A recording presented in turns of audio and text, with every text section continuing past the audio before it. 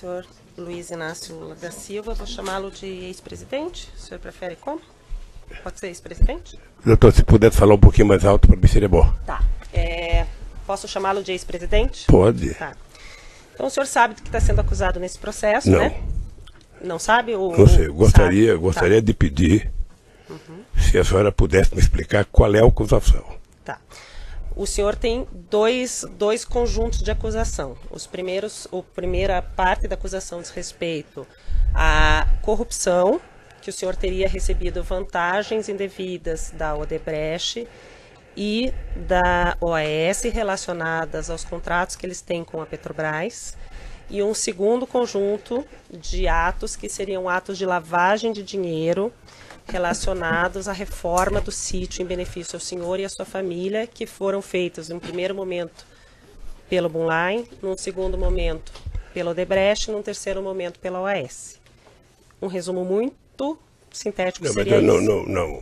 Eu imagino que a acusação que pesava sobre mim é que eu era dono de um sítio em Atibaia. Não é Eu isso. Não é passei. isso. Não é isso que acontece. É ser beneficiário de reformas que foram feitas. A acusação passa pela relação do senhor ser dono do sítio, mas a acusação imputada é de o senhor ser beneficiário das reformas que foram feitas por essas três pessoas que eu lhe falei. Bunline, Odebrecht e OAS. Mas, doutor, eu só queria perguntar para o meu esclarecimento, porque eu estou disposto a responder toda e qualquer pergunta. Eu sou dono do sítio ou não?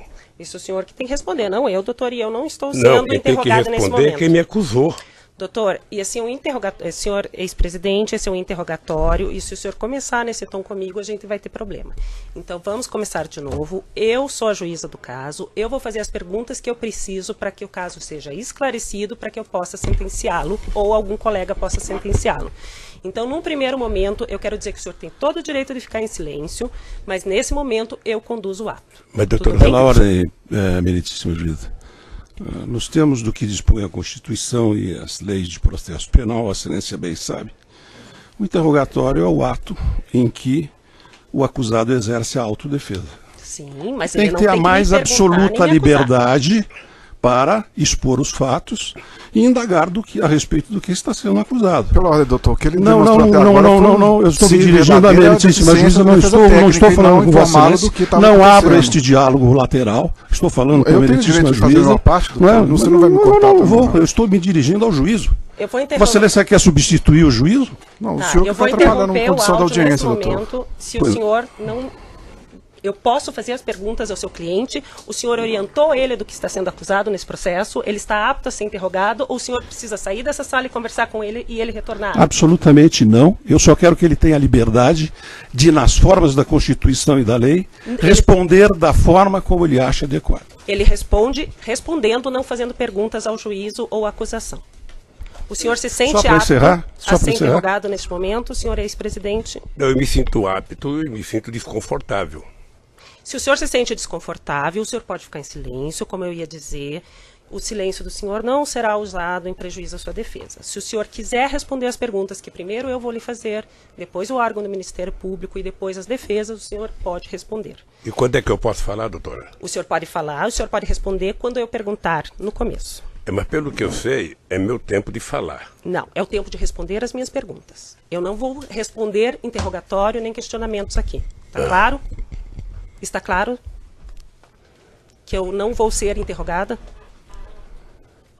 Eu não imaginei que fosse assim, doutora. Eu também não. Como eu sou vítima de uma mentira eu há muito tempo... Eu também não imaginava. Eu imaginei então vamos começar com as perguntas. Eu já fiz um resumo da acusação e vou fazer perguntas. O senhor fica em silêncio ou o senhor responde? E o senhor Cristiano Zanin, eu não lhe concedi a palavra, eu vou fazer perguntas. Eu já lhe fiz o resumo do que o senhor está sendo acusado e agora quero lhe perguntar em que momento, primeiro momento que o senhor teve contato com esse sítio de Atibaia? Dia 15 de janeiro de 2011. Tá. O senhor teve contato com esse sítio de Atibaia no 15 de janeiro de 2011, como? Eu tinha deixado a presidência da República, eu estava de férias, e quando foi no dia 12 de janeiro, me falaram que o Jacob Itá tinha comprado um sítio que se eu queria passar um final de semana lá. eu subi do Guarujá no dia 15 e fui ao sítio do Jacobitá, que na verdade era do filho de Jacobitá. Tá. Foi-lhe informado por quem? O Jacó te falou? A dona Marisa? Não, quem falou foi um filho meu por causa de uma briga minha com a dona Marisa. Tá. Daí o senhor foi nesse sítio com quem nesse primeiro dia 15 de janeiro? Eu fui com o meu pessoal da segurança. Tá. O com senhor e estava o Fernando, o Jacó. O senhor foi passar um final de semana. Eu não sei se foi no final de semana ou no domingo, não lembro bem. Tá. Quando o senhor chegou lá, o senhor soube que o sítio era do Jacó, já de cara, que era do Fernando? Soube tá. Que era... Na verdade, eu soube que o Jacobitá tinha doado ao filho dele o dinheiro da poupança dele, o dinheiro sei lá de onde, ou seja, para que o filho pudesse adquirir o sítio. Tá. O senhor passou a frequentar o sítio a partir de então? Passei a frequentar o sítio em 2011, alguns finais de semana, junto com o Jacobitá, junto com o Fernando. Tá. Chegou um momento que o senhor chegou a ficar hospedado lá, porque quando houve a busca e apreensão foram encontrados vários objetos pessoais do senhor e da dona... Eu ficava hospedado de final de semana lá. Então, o senhor ia final de semana, mas com mais frequência a partir de um certo momento ou desde 2011? Eu não lembro. Eu acho que 2011 até 27 de outubro eu ia sempre com o Jacobitá, porque nós fazíamos lá, jogávamos buraco, jogávamos mexe-mexe, e o Jacó tinha na nossa companhia, sabe, naquele instante eu acho que era uma relação quase que de irmã. Porque eu conheci o Jacó desde 1975, nós fundamos o PT junto, fomos dirigentes sindical junto, fundamos a CUT junto, fizemos as greves juntos, fomos candidatos juntos, sabe? O Jacobitá, depois de um certo tempo, passou a ter em mim, sabe, quase que a única pessoa em que ele passava final de semana. É que a partir de um certo momento, pelo que consta dos autos e pelo que foi encontrado na busca e apreensão realizada no sítio, a família Bittar deixou de frequentar com tanta frequência, o senhor e a sua família começaram a frequentar mais. Isso chegou a acontecer? Veja, a família Bittar, o Fernando Bittar, em função de ter um filho de 12 anos que preferia ir para o shopping do que para o sítio, não ia, mas o Jacó ia constantemente para o sítio. E o problema do Jacó é que ele estava com mal de Parkinson e estava cada vez mais ficando com problema. Mas ele foi muito tempo. Frequentava junto com o senhor e quem deixou de frequentar um pouco mais fui eu por causa do câncer. Depois do dia 27 de outubro, eu tive 2011, 2012, o tempo inteiro, menos possibilidade de ir, e às vezes ia e voltava no mesmo dia por causa da doença. Tá. E o Fernando falou até que o senhor ia na época do tratamento e ficava hospedado de vez em quando, né? Eu ia, mas não ia para dormir porque eu tinha problema de debilidade. Tá. E aí, depois de um tempo, quando foi feita a busca e apreensão, então o senhor disse que o Jacó ainda frequentava, o Fernando menos por causa do filho adolescente, mas o senhor que ocupava o quarto principal. Quando me dava, eu ocupava. Mas tinha os objetos pessoais estavam lá. E isso era uma deferência que eu recebia tanto lá na chácara, quanto eu recebia no Palácio da Rainha da Inglaterra, no Palácio da Rainha da Suécia, em vários lugares que eu frequentei, inclusive no Kremlin, sabe? Eu tive o prazer de ser convidado a dormir no Kremlin. Eu não sei o que o Ministério Público viu de absurdo isso. Quando foi narrado aqui por várias testemunhas e por alguns réus, o senhor Fernando Bittar comprou o sítio, foi feito a escritura, ele e o Jonas Suassuna. O senhor sabia que foi feito uma escritura, eles negociaram, uma parte do terreno ficaria com o Jonas, outra parte com o senhor Fernando Bittar? Eu não tinha interesse e nem por que saber disso. Tá. O que eu sabia era que o terreno era um todo e que o Fernando Bittar não podia comprar todo o terreno, ele comprou uma parte e o Jonas Suassuna comprou a outra parte. É isso que eu sabia. Mas o senhor sabia quando? Quando que o senhor ficou sabendo disso? Depois de algum tempo que estava lá. O senhor já estava usando o sítio? Já estava frequentando, quer dizer, o sítio? Já. Tá. O senhor soube que as primeiras reformas foram feitas no sítio, uma parte pelo senhor Fernando para usar e outra parte a pedido da dona Marisa? Eu nunca... Veja, eu tenho muita dúvida se a dona Marisa pediu para fazer a reforma. Tenho muita dúvida. Como ela não está aqui para se explicar, eu fico com a minha dúvida. Tá. Eu, sinceramente... O senhor Bunlai e o senhor Aurélio, que foram ouvidos essa semana, relataram que eles foram junto com dona Marisa. Agora ficou fácil citar o nome da dona Marisa porque ela morreu. Tá. Então agora... É muito fácil então, dizer. O senhor não acredita que o senhor Bunlai eu sinceramente não acredito porque o senhor Aurélio, o senhor Bunlai, eu não acredito porque eu não acredito que a dona Marisa tivesse efetivamente relação para pedir para uma empresa fazer obras. Tá. E também porque não era dela. Tá. Então o senhor acha que o senhor Bunlai, quando fala que foi fazer visita junto com a dona Marisa e com o senhor Aurélio, e o senhor Aurélio também confirma essa visita antes das reformas, o senhor acha que eles estão mentindo? Eu não estou dizendo que eles estão mentindo, eu estou dizendo que eu não acredito que a dona Marisa fosse pedir. Então por que ela teria ido visitar esse sítio com o Fernando, com o Bunlai e com o senhor sabe? Eu sei porque as pessoas, na verdade, quando compraram o sítio, tomaram uma decisão de que o Lula não poderia saber de nada, que o Lula era contra qualquer ideia, sabe, de comprar qualquer coisa pedindo para ele guardar arquivo, porque eu era contra. No meu mandato presidencial eu era contra. Primeiro discuti instituto, discuti acervo, antes que eu deixasse a presidência da República no dia 31 de dezembro de 2010. Sabe? Então, os companheiros também não tinham que me dar explicação. Tá. Mas então, eles fizeram... O senhor não soube e duvida que a dona Marisa tenha falado com o senhor Bunlai pedindo para reformar alguma coisa no sítio? Eu sinceramente duvido. Tá. Eu sinceramente duvido. O senhor soube que as primeiras pessoas que fizeram a obra, o senhor Ignes, as primeiras pessoas que estavam lá foram retiradas a pedido da senhora Marisa, do senhor Fernando, do senhor Aurélio? O que eu sei das reformas, na verdade, foi depois da imprensa. Tá. A senhora sabe do contato que dona Marisa tinha com pessoas da Odebrecht, com a direção da Odebrecht, para ter pedido para a Odebrecht assumir essa reforma? É isso que eu estou tentando dizer. A Marisa não tinha, no meu conhecimento, nenhuma relação com a Odebrecht. Tá. Mas nem em eventos sociais ela não tinha contato com o senhor Emílio, com o senhor Marcelo?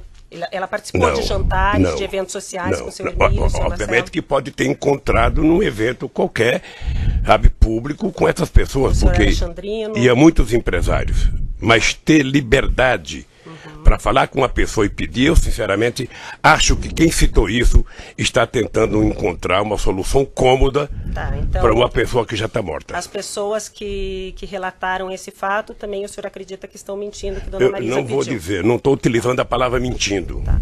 Eu só estou dizendo que não acredito que a dona Marisa tenha pedido. Tá. Com relação a parte que foi feita, o senhor já relatou, e eu ia perguntar isso no início do depoimento, ficou um pouco tumultuado, a questão da relação do senhor com a Odebrecht. O senhor concorda em usar o que já foi dito nos outros processos, no processo anterior, que é do apartamento e do... O senhor concorda ou o senhor quer que refaça algumas perguntas? Doutora, eu na verdade gostaria de falar outra vez o que eu já falei aqui para o doutor Moro, numa audiência. Já falei, ou seja, o primeiro processo que eu fui vítima aqui é uma farsa, uma mentira do Ministério Público com PowerPoint. A segunda é outra farsa, sabe? E eu tô pagando esse preço. Tá. Eu vou pagar porque eu sou um homem que crê em Deus, creio na justiça e um dia a verdade vai prevalecer. O que está acontecendo? Tá, então o senhor quer que eu refaça as perguntas relativas ao... aproximação que a diretoria da Odebrecht tinha com o senhor. É isso para o senhor poder falar de novo? Pode fazer. Então, consta que o senhor Emílio Odebrecht foi ouvido nessa ação penal, que ele tinha, antes mesmo do senhor assumir o primeiro governo, contatos em razão da empresa dele ser uma grande empreiteira, em especial pelo compromisso que o senhor teria assumido com relação à política da petroquímica da Braskem, que seria interesse da Odebrecht. e que várias vezes ele conversou com o senhor, várias vezes houve a sugestão pelos dirigentes de Petrobras para que fosse reestatizado essa parte, esse setor da economia, e que ele sempre foi conversar com o senhor sempre garantiu a continuidade da empresa dele nesse sentido. O senhor confirma essas conversas com o senhor Emílio, essa questão, doutora, da Braskem? Eu talvez tenha sido, na história do Brasil, o presidente que mais conversou com empresários. Talvez o único presidente da República eleito com programas em cada eleição que eu disputava. E esse programa de governo era feito ouvindo desde os mais simples trabalhadores aos mais importantes empresários, passando pela Febraban, representando o sistema financeiro, passando pelo sucro alcooleiro, passando pela indústria de óleo e gás. Eu, quando construía um programa de governo, eu construí um programa de governo para o Brasil e não para mim. E o Emílio Odebrecht e outros empresários participaram muito de discussão, sabe, sobre o futuro do Brasil, sobre a construção. E eu tinha um pensamento sobre a indústria petroquímica. Porque a Petrobras, diferentemente do que algumas pessoas falam, não é uma empresa estatal. A Petrobras é uma empresa, sabe, pública de economia mista, com ações na Bolsa de Nova York e com acionistas minoritários.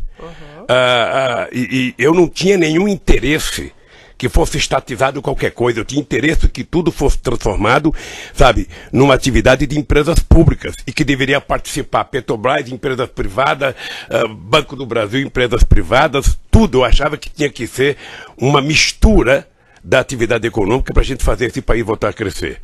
Mas como o ideal era tentar mostrar que a empresa Petrobras era pública e que o Lula mandava na Petrobras, sabe, se criou um monstrengo de dizer... Mas eu nem perguntei da Petrobras, eu perguntei especificamente das conversas que o senhor Emílio disse que teve com o senhor a respeito do medo que ele tinha que a petroquímica Braskem fosse estatizada. Eu tive com ele e com todos os empresários brasileiros, inclusive todos eles participavam do Fórum Econômico do Conselho Econômico e Social que eu criei, onde participavam os maiores empresários do Brasil, e nós discutíamos desde política tributária, a política social, a política de investimento, a política externa.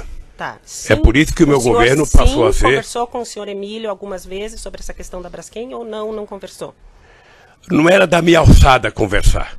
Tá. Ou seja, qualquer assunto específico de conversa com quem quer que seja, ou a pessoa conversava com o ministro da área, ou a pessoa conversava com a empresa fins. Tá. Então o senhor não conversou e não garantiu nada ao senhor Emílio em nenhum momento? Veja, primeiro eu poderia garantir qual era a intenção do governo. E a intenção do governo era ter o Brasil como um país, sabe, de uma indústria química poderosa. O Brasil é um país de 200 milhões de habitantes, o Brasil compra até bacia de lavar os pés, importa porque não tinha uma indústria química forte. Eu era favorável e defendia que o Brasil tivesse uma indústria petroquímica muito forte. E a Braskem... Eu só queria que o senhor respondesse sim, não. É porque não é só assim, doutora. Lamentavelmente não é só assim, sim ou não. A defesa gostaria de ter a palavra. Eu acabei de dizer que eu conversei muito com a Braskem. Mas especificamente sobre esse assunto, o senhor conversou ou não conversou? Devo ter conversado na discussão do programa do governo. E o senhor garantiu alguma posição para o senhor Emílio? É possível garantir. Tá. É possível garantir que o governo brasileiro ia ser um governo democrático, plural, e que as empresas iriam ter o direito de participar das coisas feitas no governo. Tá. Com relação aos diretores da Petrobras, já foi feita a pergunta, mas como o senhor quer de novo falar sobre o assunto, volto a perguntar. Qual a participação? O senhor escolheu os presidentes da Petrobras que foram presidentes durante os seus 2 mandatos? Essa é uma das grandes mentiras.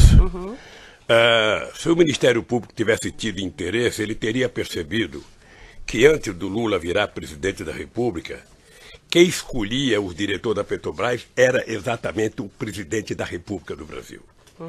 E que para evitar que o Lula fizesse isso, aí já vem a maldade política, teve um decreto-lei estabelecido em 2002, sabe, tirando da presidenta da República o direito de indicar.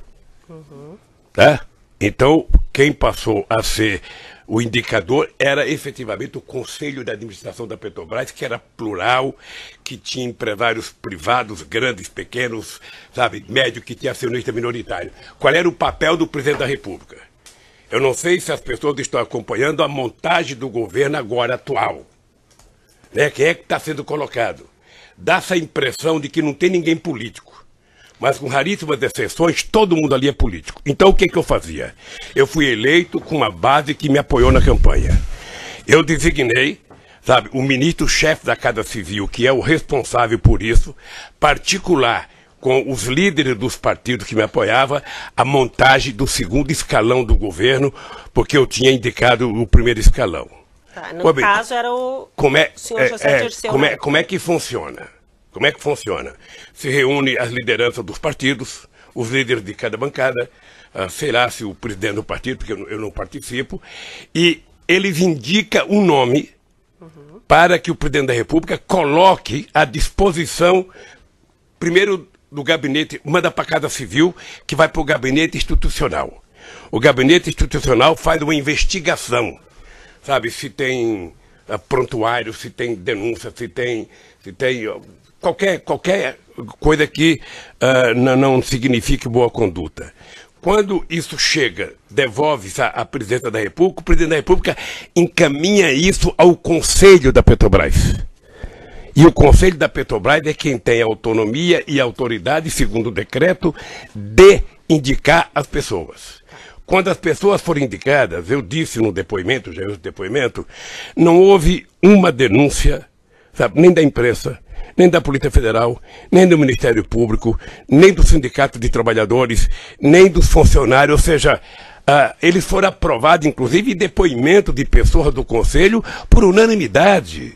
Tá. Então, o senhor fez indicações com base em orientações da base partidária que lhe dava Excelência sustento. pela ordem. É isso? Excelência pela ordem. Não foi dito. Foi dito que a indicação era feita pelo Conselho. Foi isso que o depoente acabou de afirmar. Mas não foi a presidência que falou para o Eu Conselho enviei o nome. Ele enviou um nome. Encaminhamento. A gente não fala.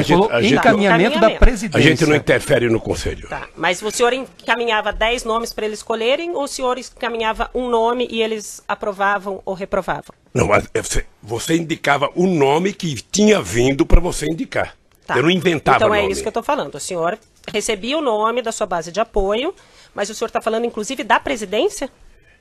O Dutra, Gabriele, era a base de apoio? O presidente foi da indicação minha, o presidente da Petrobras. Tá. Tanto o Zé Eduardo Dutra quanto o Zé Eduardo, o Zé Sérgio Gabriele. Tá, isso foi... O senhor passou o nome, então, ou indicou o nome para o Conselho da Petrobras e o Conselho aprovou. É isso? É. E até então não tinha nenhum indicativo que nenhuma dessas pessoas tinha qualquer problema. Nenhuma. E eram todos concursados de mais de 30 anos de empresa. De empresa, tá. A mesma coisa ocorria com as diretorias. A mesma coisa que a diretoria. Mas o senhor sabia, até então, que cada diretoria era indicada por um partido? Era indicado por um conjunto de forças políticas que tinha me ajudado a ganhar, como é hoje. Tá. Não estou falando que isso é errado, mas o senhor sabia, então, que, por exemplo, o Paulo Roberto Costa era indicação do PP, sabia que o Cerveró e depois o Zelada era do PMDB. Do PP e de outras forças políticas. Isso já está no meu depoimento. Tá. O senhor pediu para falar de novo. É que ele falou forças políticas, Excelência, não um partido. Mas eu estou perguntando do partido, por isso que eu estou perguntando. Ele sabia que era partido. Tem várias forças políticas que indicam. Tá, não era PP, PMDB e PP exatamente como ficou... é hoje. Tá.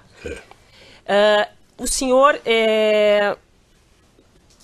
Então, com essas forças políticas, lhe indicaram o nome do Paulo Roberto Costa, lhe indicaram o nome do Cerveró, lhe indicaram o nome do... Me deu até...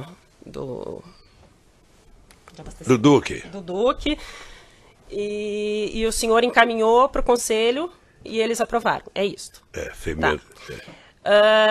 Houve algum pedido de políticos para o senhor trocar diretores da Petrobras? Não. O senhor nunca recebeu pedido de político dizendo assim, esse diretor está me dando problema, a gente precisa, o nosso partido está tendo problema com esse. O senhor nunca recebeu? Nunca. O senhor foi repassado pelo chefe da Casa Civil na época, ou no segundo momento pela senhora Dilma alguma informação de que algum diretor estava dando problema com a sua base de apoio? Não. Aquele fato narrado aqui na denúncia de que houve, antes da indicação do Paulo Roberto Costa para a diretoria da Petrobras, uma obstrução na Câmara dos Deputados, o senhor tomou conhecimento, sabe falar alguma coisa a respeito, ou quer repetir alguma coisa a respeito disso? Deixa eu dizer uma coisa, doutora, é que a pessoa que contou esse fato não merece, da minha parte, meio centímetro de respeito. Porque se tivesse acontecido um bloqueio de votação na Câmara, o governo tinha um coordenador político, que era ministro, que mantinha relação com a Câmara. Esse coordenador político tinha contato com todos os líderes partidários. Além disso, o governo tinha, naquela ocasião, a presidência da Câmara. Além disso, o presidente tem o líder do governo dentro do Congresso Nacional. É muito sistemático que eu nunca tenha ouvido falar de que houve obstrução para aprovar o nome. Então, o senhor nunca foram para o senhor falando que teve problema e que estavam obstruindo votações na Câmara? Eu, graças a Deus, nunca tive obstrução no Congresso por nenhum projeto. Segundo consta aqui na denúncia, dentre as várias reuniões que constam na sua agenda com o senhor Emílio Odebrecht, há uma reunião no dia 30, no penúltimo dia do governo do senhor, 30 de dezembro de 2010, que o senhor teve uma reunião com o senhor Emílio. O senhor confirma essa reunião? Não teve reunião, doutor. Tá, mas está na sua agenda. Não teve reunião. Fui eu que contei que houve uma conversa. O Emílio pediu para ir ao Palácio para que ele pudesse apresentar o Marcelo à presidenta Dilma. Foi isso. Eu estava na Bahia, regressei da Bahia, que eu estava inaugurando um programa votacional, e o Emílio esteve no Palácio por volta de 5 horas, quase já era final, já era véspera da posse da Dilma, tinha poucos minutos para qualquer contato político. A conversa foi muito rápida, sabe? Mas não foi uma reunião em que você senta numa mesa e conversa e discuta o teu assunto. Dentre os documentos juntados no processo pela defesa entregues ao Ministério Público pela defesa dos executivos da Odebrecht, consta uma pauta que o senhor Marcelo teria passado ao pai de assuntos a serem tratados com o senhor.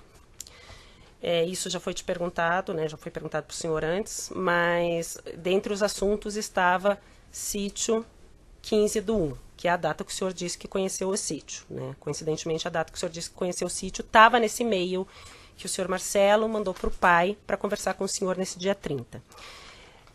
O senhor Emílio, ouvido aqui em juízo, diz que mencionou ao senhor, ao final da reunião, que o sítio estaria pronto no dia 15 e que o senhor não esboçou nenhuma reação. Porque eu não sabia, doutora. Tá, mas o senhor se recorda do senhor Emílio ter falado com o senhor? Na verdade, não lembro. Eu vi o Emílio no depoimento, vi até pela televisão, o Emílio dizendo, dando um sorrisinho sarcástico, de que, olha, eu até lembrei e falei com o presidente, o sítio está pronto, ele não me respondeu nada, eu pressuponho que ele conhecia. Ele poderia ter pressuposto que eu não conhecia. Porque se eu conhecesse, eu ia dar um abraço nele, obrigado, doutor Emílio, que maravilha que o senhor fez. Então, o senhor não se recorda disso? Eu não me recordo dele ter falado. E também se tivesse falado, para mim não significava nada, porque eu até então era analfabeto de sítio. Tá. Segundo os dados... Quantos minutos que tá? 28? Ainda dá mais um pouquinho. Segundo os dados do processo, a Odebrecht fez uma reforma no sítio em que teria gasto R$700 mil. Ninguém, naquela época, nem comentou com o senhor a respeito dessa reforma? Não? Não, porque quando eu conheci o sítio, ou seja, o sítio já não tinha reforma, o sítio estava pronto. Tá. Os executivos da Odebrecht, o senhor Alexandrino e outras pessoas falaram que existia na época uma conta junto com o PT de propinas que eram recolhidas nos contratos públicos celebrados da empreiteira com o governo, ou estatais, ou direto. O senhor, em algum momento, teve conhecimento disso enquanto o senhor era presidente ou após a presidência? Na verdade, doutora, essa é a senha que foi criada no PowerPoint. É por isso que hoje eu vejo as pessoas falar, não, porque foi do Caixa Geral, qualquer coisa é um Caixa Geral, qualquer... Quer dizer, é que se construiu uma mentira, eu não sei se do empresário, de quem quer que seja, e passa a tentar jogar nas costas do PT, sabe, a responsabilidade por tudo o que aconteceu nesse país. A única coisa que eu tenho a tranquilidade é dizer que eu não sei quanto custou, quanto gastou, quem fez, por que fez e o que fez. Eu vou Quem pode dizer isso é quem é o dono do sítio. Eu vou interromper o áudio.